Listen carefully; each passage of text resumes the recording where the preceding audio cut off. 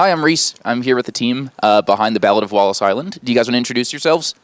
Yeah, I'm James Griffiths, the director. Carey Mulligan, actor. Tim Key, actor and writer.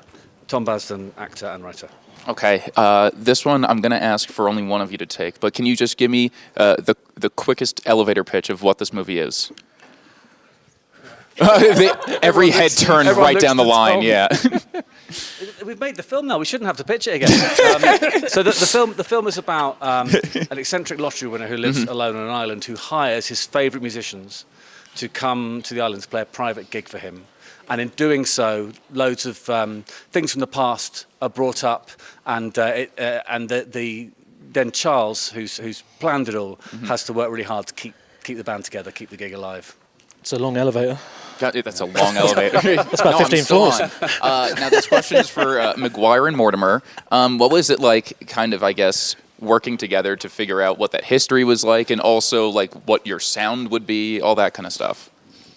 I mean, it all felt fairly easy and organic, that side of it, to be honest. I mean, I think once I'd sent a few songs to Carey and we'd sort of talked about it, and we'd sung them a few times in the makeup truck together and everything. I think we just kind of felt like we knew what it was, and we had a clear sense of how they worked together, and within the script you really get a very clear sense of what their relationship was and why it kind of fell apart. So I felt like that all came quite naturally, really. Yes. I thought so too.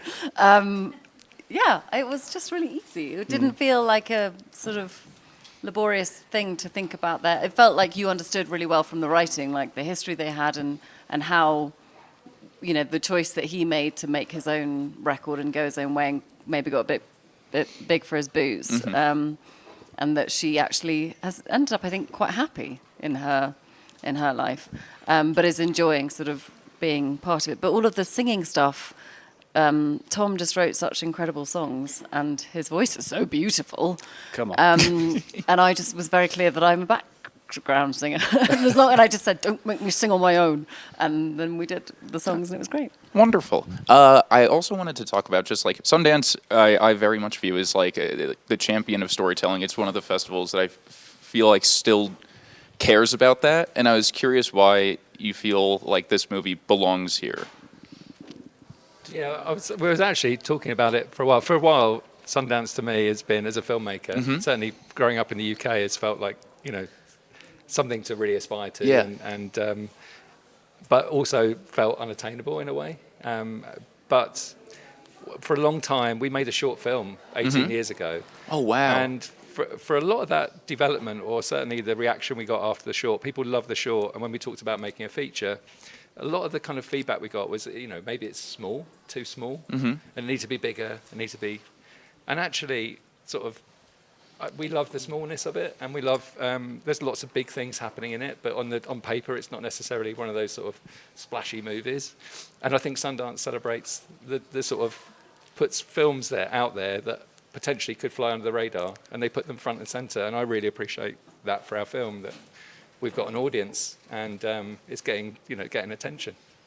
I think we made the short film, and it did feel like very kind of like neat and just worked as a short.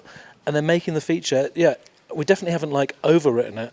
And so we've ended up with something which I think when we first started writing it, we knew exactly what the shape was. We sort of knew how it would start and where it would get to. And so I think we've sort of written something, it's a bit like, in a way, like kind of a fairy tale in a way, what's going on. It's not like, they don't sort of all just get in a bus at some point and go to a big city. They're just all, they're stuck in this little place. Yeah. And the story just plays out inevitably. And then it ends with, well, I'm not going to say how it ends, but it ends all tied up and very neat. Yeah. And I kind of feel like it does feel like a short story. And I think, to go back to what James was saying, I think in a way that the fact that it's so contained on the island, which kind of forces a sort of smallness to it, actually makes the story a lot bigger, because they can't escape and because they're all together and because everything they're going through is so much more intense because they have got no way out, Okay, well, perfect. Thank you guys so much. I will check out your brother's book. Thanks. And I haven't listened to Artemis. Yeah, it's very, very nice. Yeah, I've only done The Martian and Hail Mary, so I'll check that out. It's really good. Okay, sweet. I'm annoyed that I don't know the name of the actress who reads it, but she's brilliant. We'll find it. We'll put it there somewhere. All right, thank you guys so much. Thanks a lot. Thank you. Yeah, enjoy your Thank you. Sundance. Thank you. Cheers.